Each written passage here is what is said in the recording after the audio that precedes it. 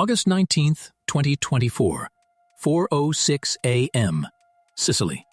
Anchorage off the village of Porticello, a few kilometers from Palermo. Angela Baccares wakes up to the sound of her room tilting. Broken glass flies across the deck, cutting her legs. She runs for the exit. It's dark outside. The yacht is listing, very quickly.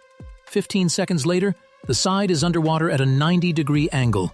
16 minutes later, the yacht is gone. It lies on the bottom of the Mediterranean Sea, 50 meters below the surface. There are 22 people on board. 15 will survive. Among the 7 dead were her husband, her 18-year-old daughter, the lead lawyer who won her husband's life's work 3 months ago, the chairman of Morgan Stanley International, who became a key defense witness in the same trial, and their wives. In the UK that same morning, 200 kilometers from Sicily, a man is hit by a car while jogging in Cambridgeshire. His name is Stephen Chamberlain. He's 52 years old. 2 months ago, he and Angela's husband were acquitted of the same 15 criminal charges. Chamberlain would die a few days later. 2 key acquittals from the same case. 1 week, both dead. His name was Michael Lynch, 58 years old. In British tech circles, he was known as the British Bill Gates. In 20 years, he built what was considered the greatest success of British technology. Then, he spent 3 years in court, a year under house arrest, won, and died the same night he celebrated. 1965. Lynch was born in Essex. His father was Irish, from the small town of Carrignassur in Tipperary. Mike spent every summer with relatives in Ireland. This would be important later. He would never lose this connection to small towns and small people, even though he himself would become a billionaire. University of Cambridge, Christ's College, doctoral program in neural networks and signal processing. His research interests include statistical methods for pattern recognition, specifically Bayes' theorem, a mathematical method that calculates the probability of outcomes based on available data. Lynch is passionate about this idea that any unstructured stream of information can be analyzed and understood if one knows the correct mathematical language. From this idea, Autonomy Corporation was born, 1991. Software that can make sense of unstructured data, emails, documents, audio, video. In an era when companies are drowning in information and can't process it, this is revolutionary. Autonomy is the largest British software company by 2000. Its clients include the CIA, the FBI, the UK Ministry of Defence, and the world's largest banks. Lynch is an OBE. Forbes magazine lists him as a billionaire. He funds tech startups through his fund, Invoke Capital.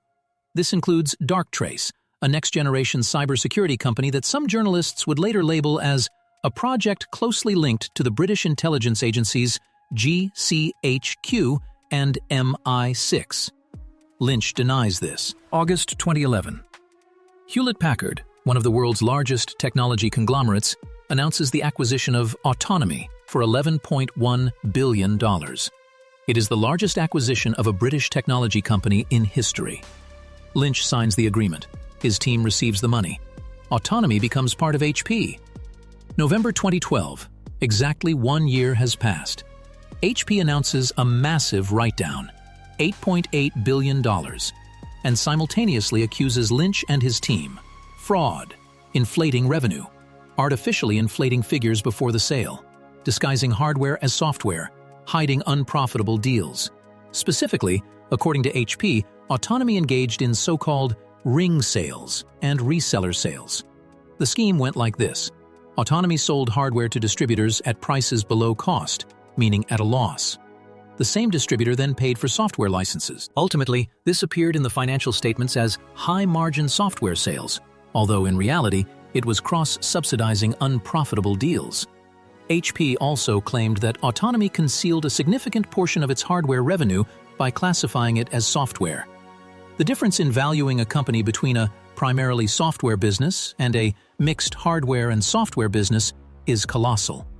HP paid $11 billion precisely because it considered Autonomy a pure software business with high margins. Lynch responds immediately and doesn't change his position in the years that follow. It's a lie. HP has poorly integrated the company. HP has destroyed what it bought. HP is looking for a scapegoat for its own corporate governance failures. 58 pages of detailed rebuttal. He files counterclaims. A war begins that will last for 12 years. 2018. Autonomy CFO Sushovan Hussain was convicted in the U.S. on 16 counts. He received a 5-year sentence. He was unable to defend himself. Now the U.S. is bringing charges against Lynch himself. Lynch is in the UK. He's fighting extradition legally, a legal right for every UK citizen. He's filing appeals, which the British courts have been considering for years. Meanwhile, the UK High Court is considering HP's civil suit against him. In 2022, Judge Ross Burkett rules. HP has substantially proven fraud, a civil loss, criminal prosecution is threatened, and, simultaneously, a long battle for freedom. May 2023. British courts have exhausted all appeals. Lynch is extradited to the United States. He flies to San Francisco. He is fitted with an electronic tracking bracelet, house arrest. He rents a house in Pacific Heights, one of the city's most expensive neighborhoods. He will spend 14 months here while preparations for his trial are underway. He's 60 years old, a citizen of another country. A wife, daughter, house, and garden await him in the UK. Here, he's wearing an ankle bracelet and facing a fate decided by 12 strangers. In interviews from that period, Lynch speaks calmly, without panic. He's confident of his innocence, but he also understands the American justice system convicts in 90% of cases that go to trial. The statistics aren't on his side. May 2024. The trial begins in San Francisco. The trial lasts almost 2 months. The charges: securities fraud, wire fraud, 15 counts. If guilty, the sentence is decades in prison. For a 60-year-old, that's effectively life in prison. The prosecution is presenting former HP employees, financial analysts, and Autonomy's own documents. The defense is presenting people who saw the company from the inside and testify it was a real business. The defense's key witness is Jonathan Bloomer, chairman of Morgan Stanley International, who advised on the deal itself. He testifies under oath, Autonomy was a legitimate, real business. Its technology worked. Its customer base was real. June 27, 2024. The jury returns to the courtroom. 12 of them. They deliberated for several days. They read the verdict. 15 counts, 15 times, not guilty, on each count. There are screams in the courtroom. Lynch is crying. He doesn't hide it. He worked on his defense for 4 years. 2 years under threat of extradition. 1 year under house arrest. Several months in a San Francisco courtroom. And now, 15 zeros next to each charge. That same night, there's a party at a hotel restaurant near the courthouse. Lynch, his wife, Chamberlain, Morvillo, and 20 other lawyers. Morvillo, Lynch's lead attorney, makes a toast. He says, "This wasn't just a case, it was our life's work." Lynch laughs. He clinks glasses. For the first time in years, he's free. A few weeks later, Lynch announces he's returning home, to the UK. And first, a short vacation, a holiday cruise, on a yacht. The yacht is named Bayesian. It's named after Bayes' theorem, a mathematical method for predicting outcomes, the very one with which he began his entire journey. The yacht was built by the Italian shipyard Perini Navi. It's 56 meters long and cost approximately $40 million. It has a single mast. It's one of the largest and most technologically advanced sailboats in its class. The manufacturer called it one of the most stable yachts in the world. August 14th. The yacht departs from the coast of Sicily. On board are 12 guests and 10 crew members. Lynch, his 18-year-old daughter Hannah, has just finished school and was preparing to enter Cambridge, the very university where her father studied. Lawyer Morvillo and his wife Judy. Morvillo is the man who delivered the closing argument for the defense in court, the man who wrote, "This has been my life's work." Bloomer and his wife Nita. Bloomer is more than just a businessman. He is one of the most prestigious financiers in Britain, chairman of Morgan Stanley International. He personally risked his reputation by testifying for the defense. Chef Ricaldo Thomas is an Antiguan citizen, and Lynch's wife, Angela. Essentially, the yacht brought together people who had won together, people who believed in each other when it was dangerous. The victory party continued. August 18th. In the evening, the yacht anchors off Porticello, a small fishing village. The weather forecast warned of thunderstorms, but Conditions are calm. The anchor is dropped. The crew goes to bed. 3 hours and 55 minutes. One of the sailors is filming.